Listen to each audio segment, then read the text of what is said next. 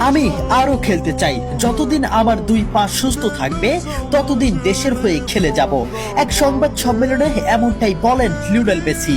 এছাড়াও 2030 বিশ্বকাপ খেলার সম্ভাবনা রয়েছে বলে জানান আর্জেন্টাইন এই তারকা ফুটবলার। তবে 2028 কোপা আমেরিকাতে নিশ্চিত খেলবেন লিওনেল মেসি। বিস্তারিত রিপোর্টে।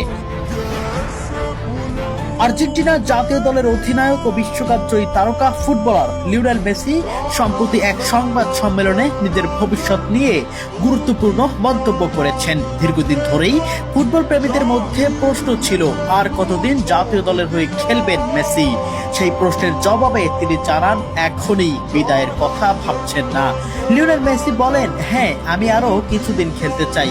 যতদিন আমি দলের জন্য অবদান রাখতে পারি, শারীরিকভাবে ভালো অনুভব করি এবং সতীর্থদের সাহায্য করতে পারি, ততদিন আমি খেলতে থাকবই। 2028 বিশ্বকাপ আমার পরিকল্পনায় রয়েছে, তবে 2030 বিশ্বকাপের জন্যও নিজেকে তৈরি করতে পারি। ফিটনেস ঠিক থাকলে খেলতেও পারি যদি দল আমাকে প্রয়োজন মনে করে। মজার বিষয় হলো বয়স বাড়লেও মেসির পারফরমেন্সে কোনো ভাটা পড়েনি।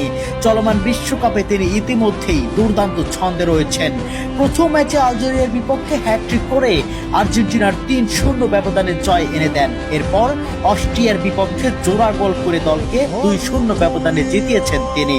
আর্জেন্টিনার প্রথম দুই ম্যাচে দলের সবগুলো গোলই এসেছে মেসির পা থেকে। তাহলে কেন অবসর নেবেন লিওনেল মেসি? কেনই বা দলের প্রয়োজনে